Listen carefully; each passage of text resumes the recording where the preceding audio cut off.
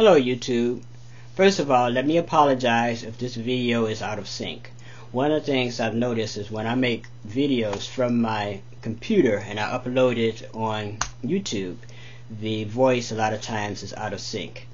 I don't know why this happens. I'm no computer whiz or whatever. There's probably a way to prevent it, but I don't know the way to prevent this at the moment. So if this video is out of sync, I apologize.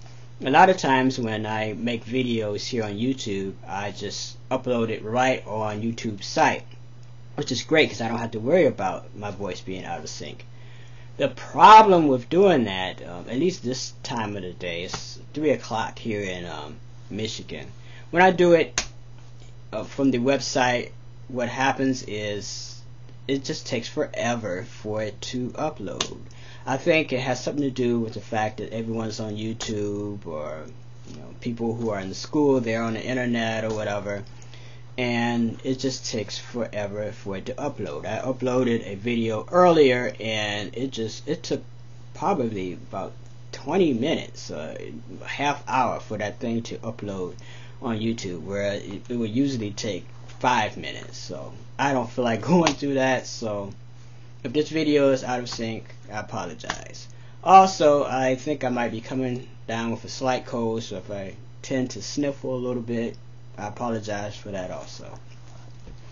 Alright, what I want to do here is talk a little bit more about Wicca 101 or Witchcraft 101.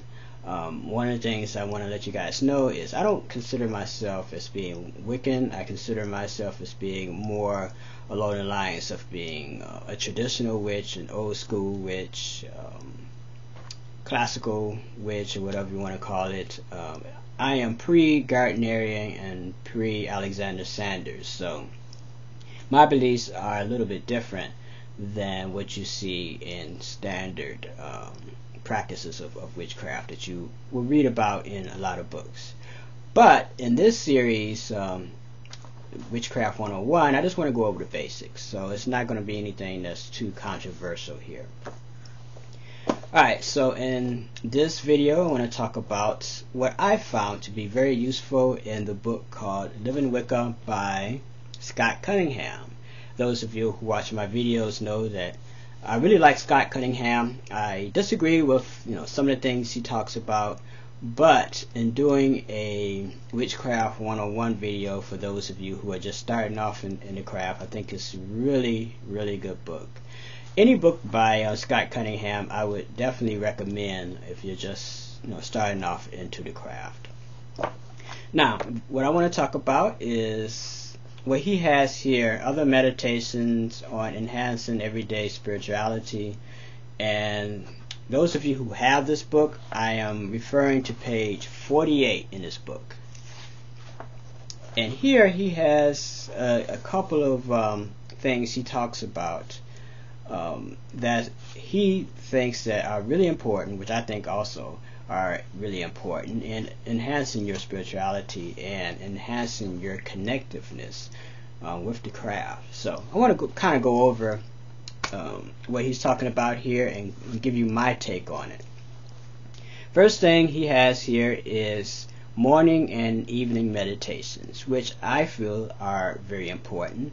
You wake up in the morning, and if you have time to meditate, to sit and meditate on the coming day, or just meditate on the goddess, or meditate on the craft, or meditate on whatever it is that's occupying your time or your thought process. I think that's really good. That's a really good thing to do early in the morning. Also, if you're able to go outside and meditate, I think that's really great, because you're able to commune with nature. That's, of course, if it's not too cold or too hot outside, I guess. But then again, if you like the cold, if you like the hot weather, then you can meditate on that also. There's a lot to be gained with just being out in nature, even if it's a little uncomfortable. So I would recommend that too, if that's something that you feel comfortable with. Also in the evening time, just like the morning time, is a really good time to do meditations. If you're able to do a meditation early in the morning and watch the sunrise, that's great. If you're able to do a meditation late at night, or not late at night, but as the sun sets, that's another good time to do meditation. So whatever is convenient to you, just try to, have some type of daily meditation that you practice. It will open you up psychically. It's very healing. It connects you with the craft and with nature, so it is definitely something that I would recommend.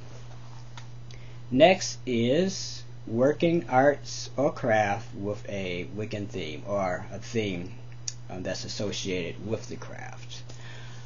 That's really good too. If you're good at making certain objects that's associated with the craft, say if you're good at making pentagrams, you're good at making brooms, or you're good at making wands, that's something that's a gift from the goddess. And if you're able to make these objects, give it to friends, or make them for yourself, or just make these objects and just share them with people. I think that's really, really great. And it connects you with the religion of the craft, and it's a meditative process too, the art of making something. So if you're able to do that, I think that's really great in enhancing your connection with the craft. Next is listening to classical or contemporary pagan music. Doesn't necessarily have to be something that's always associated with paganism. A lot of Led Zeppelin songs, that they have pagan references within them. A lot of songs by Jethro Tull has pagan references with them. Also, if you listen to classical music, if you're a fan of Stravinsky, you can listen to The Rite of Spring, which is really great. So it doesn't necessarily have to be always music that has an overt pagan theme to them. It could be something that's more along the lines of being something more popular, something that you might have somewhat more of a connection to because you hear it on the radio or whatever. So I would recommend that. I'm a musician, so I listen to all types of music. So I a lot of times come across music that has pagan themes to them that are not necessarily associated with being pagan music. Alright, next is tending or planting plants. So if you're good at planting gardens, if you're good at tending a garden, I think that's really good. Living here in Michigan, if you're able to get back in touch with nature, especially if you live in a city like me, I think anything that would bring you or set yourself apart from this concrete jungle that we live in, I think is really good. So if you're into organic gardening, I think that's great. That's wonderful. If you just have a simple garden, that's great too. Anything that gets you in touch with Mother Earth, I think is really good. Alright, volunteering. If you're good at working with the homeless, or if you're good at maybe it could be like a bake sale, or it doesn't necessarily have to be a pagan event or something that's always associated with paganism or witchcraft. It could be just volunteering to clean up in your local park or whatever. I think that really creates really good karma for you. So if you're looking to connect, especially connecting with nature and cleaning up your state park, I think that is really, really good. Or say there's a pagan event and they need people to help them clean up afterwards. You can volunteer for that. I've done that, and I think that's really, really good. So that's something else that can enhance your spirituality. Recycling is really good too, and it doesn't necessarily have to be something really, really big. Say if you drink a lot of pop or you drink a lot of water. Hopefully you don't drink a lot of pop because it's not good for you. But say you drink a lot of water, just make sure that it gets recycled. Take it to your drugstore and drop it in the recycle bin. Or if you work somewhere that has those blue containers where you leave bottled goods, just place it in that. Just make sure it gets recycled. Just little things like that, I think, makes a really big difference in things in general, life in general. So if you're able to do that, I think everyone should be able to do that. There's no real excuse not to. Just recycle. Okay, next is just keeping we call it journaling. Just keeping a written record of what's happening in your life.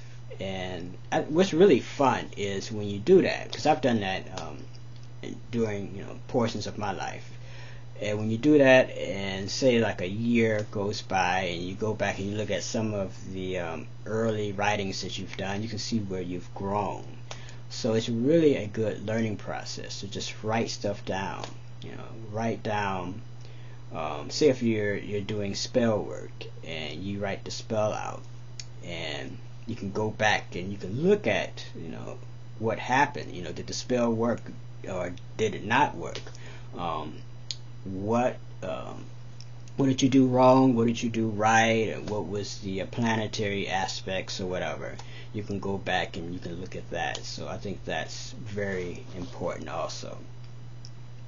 Okay, corresponding. He has here corresponding with other Wiccans. So it could be corresponding with other witches, other pagans, other people who correspond to the earth-centered religions. So I think that's very important too. You can do that at different pagan events, like Convocation here in Michigan, or if your town has a what do they call it? Pagan Pride Day or something like that. Just corresponding and meeting other people of like minds, I think, is very, very important. Alright, I'm going to end this video here. There's a little bit more, so this is going to be part 1, and I'll post part 2 in the next installment. Alright, so till next time, love is the law, and peace.